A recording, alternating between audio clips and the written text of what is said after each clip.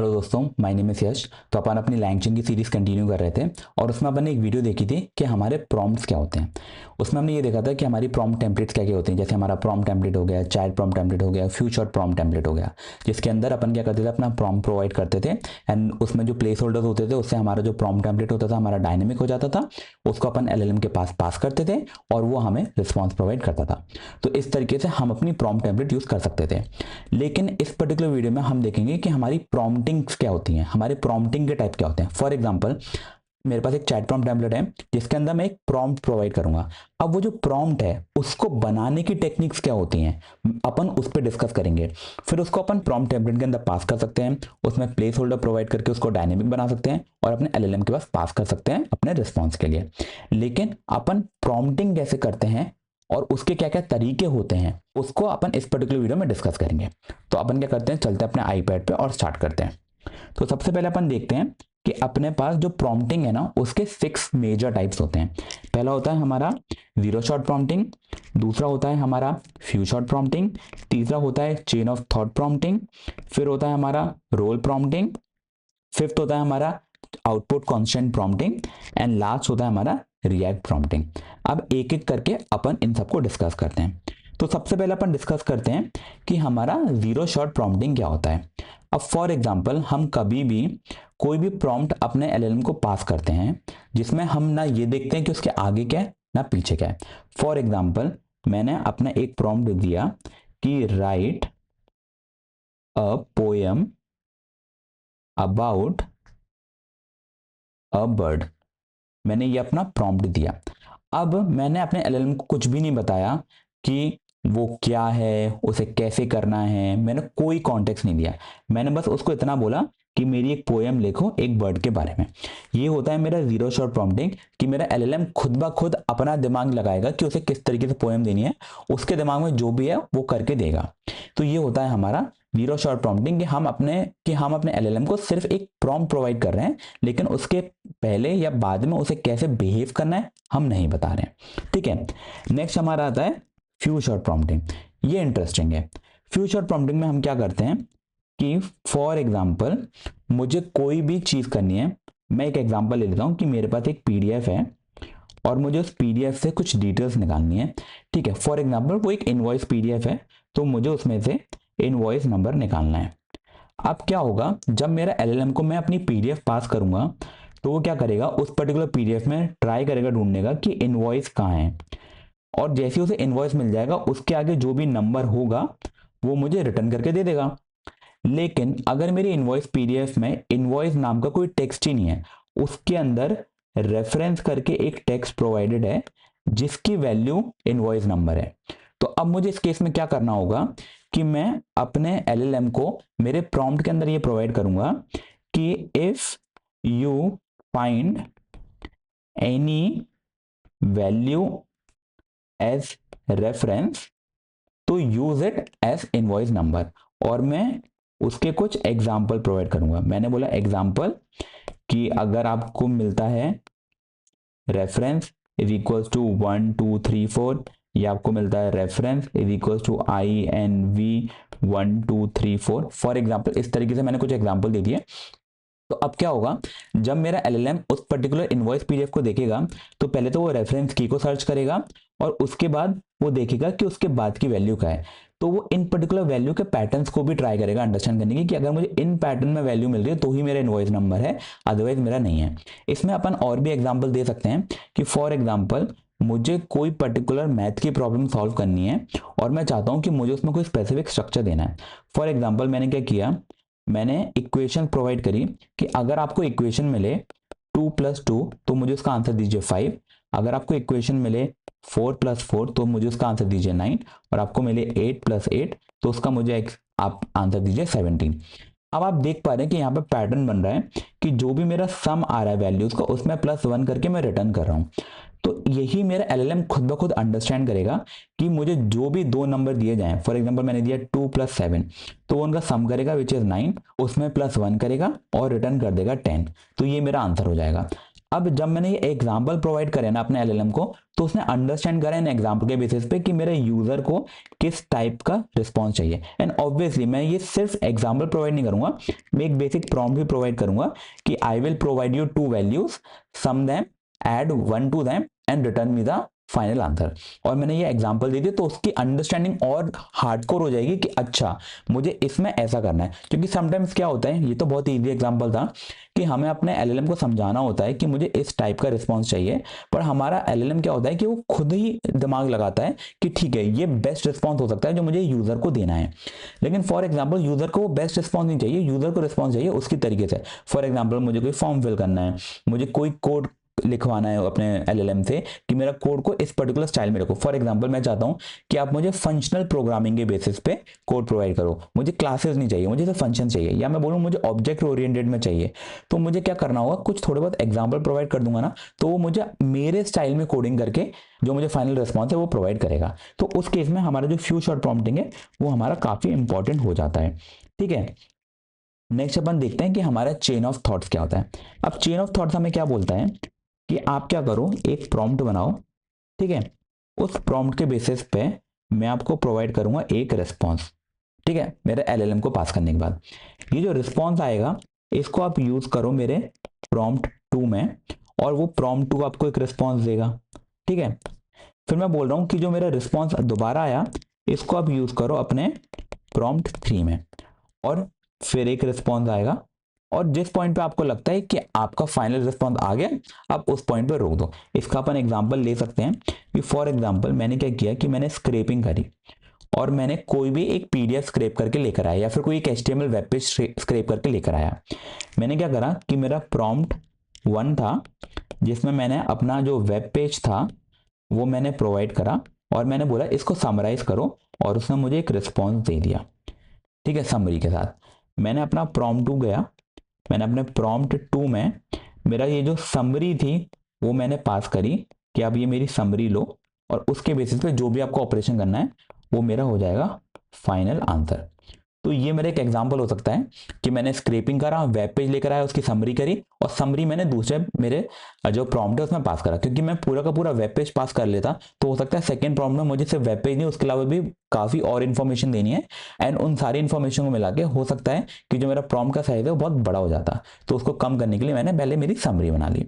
तो ये मेरा एग्जाम्पल हो जाता है कि चेन ऑफ थॉट्स, कि वहां पे वो सिर्फ एक प्रॉम्प्ट नहीं मल्टीपल प्रॉम्प्ट को सीक्वेंशियली यूज करता है, और हर एक प्रॉम्प्ट के एग्जांपल में ऑब्वियसली मॉडिफिकेशन भी हम कर सकते हैं, वो यूज करके हम दूसरे नेक्स्ट प्रॉम्प्ट में प्रोवाइड करते हैं। नेक्स्ट अपन देखते हैं कि अपना रोल प्रॉम्प्टिंग क्या होता है। तो अगर आपको याद होगा कि हमने डिस्कस किया था कि हमारा एक होता है सिस्टम प्रॉम्प्ट, एक होता है हमारा यूजर प्रॉम्प्ट, और एक होता है हमारा एआई प्रॉम्प्ट। ठीक है, अब क्या होता है कि जो हमारा सिस्टम प्रॉम्प्ट है ना वो हमारा ओवरऑल कॉन्टेक्स्ट तैयार करता है कि मैंने बोला कि you are a Python expert, मैंने बोला कि तुम एक पाइथन में एक्सपर्ट हो। अब अगर यूजर उसे बोलेगा कि व्हाट इज जनरेटर्स, ठीक है, अब मैंने नहीं बोला कि आप जनरेटर्स इन पाइथन बताओ, तो जनरेटर तो हमारा इलेक्ट्रिसिटी में भी यूज होता है, वो भी जनरेटर हो सकता है ना। लेकिन क्योंकि मैंने सिस्टम प्रॉम्प्ट प्रोवाइड करा है कि वो पाइथन एक्सपर्ट है, तो वो समझ जाएगा कि अगर मैं जनरेटर्स की बात कर रहा हूं तो मैं पाइथन की जनरेटर्स की बात कर रहा हूं, ना कि इलेक्ट्रिसिटी वाले जनरेटर की। तो यही होता है कि जब हम अपने सिस्टम में कोई भी प्रॉम्प्ट प्रोवाइड करते हैं तो अपन अपनी कॉन्वर्सेशन में एक रोल सेट कर रहे हैं कि उसका रोल क्या है कि तुम एक पाइथन एक्सपर्ट हो, ये तुम्हारा रोल है, और इसके तरीके से तुम्हें पूरी के पूरे जो मेरे यूजर के प्रॉम्प्ट है उसका रिस्पॉन्स देना है। तो यही होता है हमारा रोल प्रॉम्प्टिंग। नेक्स्ट हमारा होता है आउटपुट कांस्टेंट प्रॉम्प्टिंग। तो अगर आपको याद हो जब हमारी आउटपुट पार्सल्स वाली वीडियो थी तो उसमें हमने देखा था कि हम अपने जो एलएलएम का रिस्पॉन्स है उसका जो आउटपुट आएगा उसको कंट्रोल कर सकते हैं, जैसे कि वो मेरा स्ट्रिंग टाइप का हो सकता है, मेरा जेसन टाइप का हो सकता है, लिस्ट टाइप का हो सकता है, मेरा पाइडेंटिक क्लास टाइप का हो सकता है। इस तरीके से मैं उसका आउटपुट सेट कर सकता हूँ। उसमें अपन ने दो चीजें देखी थी, एक तो अपन ने ये देखा था कि मैं अपना प्रॉम्प्ट दूंगा, एलएलएम के पास जाएगा, और एलएलएम जो मेरा आउटपुट पार्सर है उसके बेसिस पे मेरा फाइनल आउटपुट बना देगा। लेकिन इसमें एक और चीज कर सकते हैं विच इज कि जो मेरा प्रॉम्प्ट होगा ना मैं अपने प्रॉम्प्ट में प्रोवाइड कर दूंगा कि मेरा फाइनल स्ट्रक्चर मुझे क्या चाहिए। अगर मुझे लिस्ट चाहिए तो मैं बता दूंगा कि provide me output in a list format which look like this. तो मैं क्या करूंगा, मैंने उसमें आउटपुट भी डिफाइन करा और मैंने बोला which is look like this, इसका मतलब एक फ्यूचर प्रॉम्प्टिंग का मैंने एग्जांपल भी दे दिया। तो it is a combination of future prompting and जो मेरा आउटपुट पार्सर है उसका भी। तो यही होता है कि अगर हम आउटपुट डिसाइड कर लें, हम आउटपुट कंस्ट्रेंट प्रोवाइड करें अपने प्रॉम्प्ट के अंदर कि मेरा आउटपुट का स्ट्रक्चर ये ही होना चाहिए, तो उसको अपन कह देते हैं कि वो हमारा है आउटपुट कांस्टेंट प्रॉम्प्टिंग। अब अगर आपको याद हो तो जो हमारी आउटपुट पार्सर वाली वीडियो थी, हम उसमें जब भी हमारा कोई भी आउटपुट पार्सर यूज करते थे तो उसमें हम एक फंक्शन यूज करते थे which is get format instruction. अब जो हमारा गेट फॉर्मेट इंस्ट्रक्शन है वो क्या करता था कि वो जो आउटपुट पार्सर है ना उसके अंदर एक प्रॉम्प्ट होता था, ठीक है। उस प्रॉम्प्ट के अंदर हमारे उस पर्टिकुलर आउटपुट पार्सर के इंस्ट्रक्शंस होते थे। इंस्ट्रक्शंस कुछ नहीं, वो भी हमारे एक तरीके से प्रॉम्प्ट ही होता था कि ये हमारा prompt under the hood use होगा जब अपन ये आउटपुट पार्सर यूज करेंगे, और उसको यूज करके हमारा जो एलएलएम है वो हमें फाइनली रिस्पॉन्स प्रोवाइड करता था कि हमें किस तरीके से आउटपुट मिलना चाहिए। तो यही होते थे हमारे आउटपुट कि हम अपने प्रॉम्प्ट के बेसिस पे अपना जो आउटपुट है उसे कंट्रोल कर सकते थे, इसलिए अपन बोलते थे आउटपुट कांस्टेंट प्रॉम्प्टिंग। तो यही होता है हमारा आउटपुट कांस्टेंट प्रॉम्प्टिंग। अब लास्ट हमारा आता है व्हाट इज रिएक्ट प्रॉम्प्टिंग। अब रिएक्ट का फुल फॉर्म क्या होता है कि आर मतलब रीजन और एक्ट मतलब एक्शन। इसका मतलब रीजनिंग प्लस एक्शन करोगे तो वो हमारा होता है रिएक्ट प्रॉम्प्टिंग। अब इसमें क्या होता है कि मैं एक एग्जांपल लेके चलता हूँ। एग्जांपल ये है कि मुझे कोई भी सिटी का वेदर चाहिए। अब अगर मुझे कोई भी सिटी का वेदर चाहिए तो उसके कुछ स्टेप्स होंगे, ठीक है। स्टेप 1 क्या होगा कि मैं बोलूंगा कि मैंने आपको कोई भी सिटी का नेम दिया, फॉर एग्जाम्पल बैंगलोर। जब मैंने आपको सिटी का एग्जाम्पल दिया तो मैं बोलूंगा कि सबसे पहले इसके कोऑर्डिनेट्स लेकर आओ। जब मैंने बोला इसके कोऑर्डिनेट्स लेकर आओ तो वो एक एपीआई कॉल करेगा, उस एपीआई को कॉल करके वो कोऑर्डिनेट्स लेकर आएगा which is longitude and longitude. अब ये जो एपीआई है ना, इसको कॉल करने के लिए मुझे एक फंक्शन की रिक्वायरमेंट होगी जिसके अंदर मैंने एपीआई कॉल करा, जो मेरा सिटी एज एन इनपुट लेगा, एपीआई कॉल करेगा, कोऑर्डिनेट्स लेगा, मुझे रिटर्न कर देगा, ठीक है। ये मेरा हो गया स्टेप 1। स्टेप 2 क्या होगा मेरा स्टेप 2 होगा कि वो जो मेरे कोऑर्डिनेट आए हैं ना, मैं उनको यूज करके वेदर एपीआई के पास दूंगा और वो मुझे वेदर देगा। तो मैं क्या करूंगा, मेरे जो कोऑर्डिनेट्स आए हैं मैं उसको लूंगा, मैं उसको अपनी जो वेदर एपीआई है उसके पास करूंगा और मुझे मेरा वेदर की जो डिटेल्स हैं वो मुझे मिल जाएंगी, ठीक है। मुझे मेरी वेदर की डिटेल्स मिल गई और उसके लिए भी मैं एक फंक्शन प्रोवाइड कर सकता हूं कि मेरा फंक्शन क्या होगा, मेरा कोऑर्डिनेट्स लेगा, वेदर एपीआई कॉल करेगा, वेदर की इंफॉर्मेशन लेकर आएगा और मुझे रिटर्न कर देगा, ठीक है। तीसरा मेरा स्टेप हो सकता है कि जो मेरी वेदर की डिटेल्स है उसकी करो आप समरी बनाओ और मुझे मेरे रिस्पॉन्स में प्रोवाइड कर दो। अब क्या होगा इस केस में कि मेरे जो फंक्शंस होते हैं ना, with the help of LangChain अपन अपने फंक्शंस को टूल में कन्वर्ट कर सकते हैं। टूल कुछ नहीं होता, फंक्शन कॉल ही होता है, ठीक है। इसको भी मैंने कन्वर्ट करा मेरा टूल में, जो मेरा वेदर डिटेल्स लेकर आ रहा है, एंड फाइनली समरी तो हमारा वो खुद ब खुद कर ही लेगा। अब इस केस में क्या होगा कि हमारा जो एलएलएम है ना, वो सबसे पहले हमारा प्रॉम्प्ट लेगा और वो क्या करेगा, वो करेगा रीजनिंग। ऑब्वियसली मैंने अपने प्रॉम्प्ट में इंस्ट्रक्शन प्रोवाइड कर रखे होंगे। रीजनिंग का क्या यूज होगा कि जो मेरा प्रॉम्प्ट है ना, मैंने अपने प्रॉम्प्ट के अंदर अपने जितने भी टूल्स यूज हो रहे हैं ना, मैंने वो टूल्स को प्रोवाइड कराए। मैंने ये भी बताया कि वो टूल क्या करता है, मैंने ये भी बताया कि मेरे टूल का इनपुट क्या होगा, मेरे टूल का आउटपुट क्या होगा। रीजनिंग स्टेप में क्या होगा कि मेरा एलएलएम खुद ब खुद सोचेगा कि उसे कौन सा टूल पहले यूज करना है और वो एक पूरा मैप बनाएगा कि सबसे पहले मैं टूल 1 यूज करूंगा कि मेरा कोऑर्डिनेट लेकर आए, फिर मैं अपना टूल 2 यूज करूंगा जो कि मेरा वेदर एपीआई को कॉल करे, और जब मुझे फाइनल रिस्पॉन्स मिल जाएगा मैं उसकी बनाऊंगा समरी और मुझे वो रिटर्न कर देगा। उसने ये रीजनिंग बनाई, जैसे उसकी रीजनिंग पूरी हो जाएगी वो क्या करेगा, वो अपने एक्शंस करना स्टार्ट करेगा। वो क्या करेगा, टूल 1 को कॉल करेगा, टूल 2 को कॉल करेगा, समरी बनाएगा और मुझे फाइनल रिस्पॉन्स दे देगा। और उसके बाद एक ऑब्जर्वेशन स्टेप भी होता है कि वो चेक करता है कि वो जितना भी काम कर रहा है क्या वो परफेक्टली हो रहा है, नहीं हो रहा तो वो रीट्राई करने का भी ट्राई करेगा कि अगर कोई भी चीज फेल हो रही है तो वो रीट्राई करेगा, ठीक है।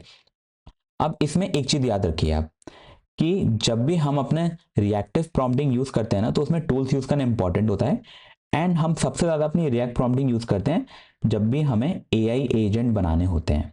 तो जब भी हमें कोई एजेंट बनाना होता है, फॉर एग्जांपल मैं बोलूँ मुझे कोई भी कैलकुलेटर एजेंट बनाना है, अब उस कैलकुलेटर एजेंट पे मेरे पास मल्टीपल फंक्शन हो सकते हैं, जैसे मेरे पास हो जाएगा एडिशन, सब्ट्रैक्शन, मल्टीप्लिकेशन, डिवीजन, ठीक है, फॉर एग्जाम्पल परसेंटेज हो गया, या जो भी और भी डिफरेंट काइंड ऑफ फंक्शन हो सकते हैं, वो मेरे टूल्स हो जाएंगे जो कि मैं अपने प्रॉम्प्ट में प्रोवाइड करूंगा। मैं अपने स्टेप्स बताऊंगा कि कोई भी ऑपरेशन हो तो क्या स्टेप्स होने चाहिए, किस तरीके से ऑब्जर्वेशन करना है, एंड फाइनली वो मेरे एक एजेंट हो जाएगा कि मैंने बोला कि I have provided an equation, उसको ऐड करो, मल्टीप्लाई करो, डिवाइड करो, एंड जो भी मुझे करवाने कराओ। तो वो अंडर द हुड एक एक करके टूल्स यूज करेगा और टूल्स के ऑपरेशन के बेसिस पे जो फाइनल रिस्पॉन्स होगा मुझे लाके देगा। तो अपन कह सकते हैं कि मेरा कैलकुलेटर एजेंट है which is good at basic calculation. ठीक है, तो ये होता है हमारा रिएक्ट प्रॉम्प्टिंग। ठीक है, तो ये इंपॉर्टेंट था, एआई एजेंट के लिए अपन जनरली यूज करते हैं। तो ये हो गए हमारे 6 हमारे टाइप की प्रॉम्प्टिंग, जिसमें हमने देखा zero shot prompting which is basic prompting, few shot prompting जिसमें हम कुछ एग्जांपल्स प्रोवाइड करते हैं, चेन ऑफ थॉट्स कि मल्टीपल प्रॉम्प्ट को सीक्वेंशियली यूज करते हैं, रोल प्रॉम्प्टिंग की ओवरऑल कॉन्वर्सेशन का रोल बना लेते हैं, आउटपुट कॉन्स्टेंट कि हमारे जो एलएलएम का आउटपुट होना चाहिए वो क्या होना चाहिए, एंड रिएक्ट प्रॉम्प्टिंग कि हम उसमें टूल्स प्रोवाइड करते हैं जिससे वो रीजनिंग करता है, एक्शन करता है with the help of those tools, और हमें फाइनली एक रिस्पॉन्स देता है जिसकी मदद से हम सबसे ज़्यादा हमारे जो एआई एजेंट है उसके अंदर अपन अपनी रिएक्टिव प्रॉम्प्टिंग यूज करते हैं। ठीक है, तो यही था हमारा prompting techniques in LLM. Obviously इसमें और भी हो सकती हैं, पर हमारी जो मेन टाइप्स थे वो यही थे। इससे आपको आइडिया हो जाएगा कि जब भी आप खुद का प्रॉम्प्ट बनाओ तो आप किस किस तरीके से प्रॉम्प्ट बना सकते हो, प्रॉम्प्ट बनाने के क्या क्या तरीके हैं। क्योंकि आपको मैं बताऊं, आपका जब एलएलएम की एप्लीकेशन होती है ना, तो कि यूएसपी होती है आपका प्रॉम्प्ट। आप जितना अच्छा प्रॉम्प्ट बनाओगे उतना अच्छा एलएलएम आपको रिस्पॉन्स देगा। आपका प्रॉम्प्ट जितना वीक होगा एलएलएम उतना ही बेकार रिस्पॉन्स देगा। इसका सबसे अच्छा एग्जांपल है फॉर एग्जांपल क्लॉड। अगर आप क्लॉड यूज करते हो और आपने कोई भी एक जनरल प्रॉम्प्ट दे दिया, जिसको अपन बोलते हैं जीरो शॉट प्रॉम्प्टिंग, आपने कोई भी एक जनरल प्रॉम्प्ट दे दिया ना, तो क्लॉड आपको बहुत सारा कोड देता है, क्योंकि वेस्टेज होता है, क्योंकि शायद आपको वो सारा कोड रिक्वायर्ड ना हो। तो आप क्या करते हो कि आप बहुत स्पेसिफिक इंस्ट्रक्शन प्रोवाइड करते हो अपने क्लॉड को कि मुझे मेरे कोड में यही ऑपरेशन परफॉर्म करना है, आप यही मुझे रिस्पॉन्स दो। उसको अपन बहुत फोकस कर लेते हैं कि बस मुझे यही चाहिए। चाहे तो अपन एग्जाम्पल भी प्रोवाइड कर सकते हैं, तो वो हो जाएगा हमारा फ्यूचर प्रॉम्प्टिंग। तो इस तरीके से अगर आपको पता हो कि प्रॉम्प्टिंग टेक्निक्स क्या होती हैं, तो आप अपने प्रॉम्प्ट को बहुत अच्छा तरीके से बना सकते हो और अपने एलएलएम का जो भी आउटपुट है उसको भी कंट्रोल कर सकते हो कितना अच्छा आना चाहिए। ठीक है, तो यही गोल था इस वीडियो का कि आपको ये सब पता हो जिससे आप बहुत अच्छे प्रॉम्प्ट बना पाओ। ठीक है, तो इस वीडियो के लिए इतना ही। अगर वीडियो अच्छी लगी हो तो please do like, share and subscribe. मिलते हैं अगली वीडियो में, तब तक के लिए bye bye. Hold on tight to the feeling, but it's a roller coaster in my head. So I'm holding myself on a precipice.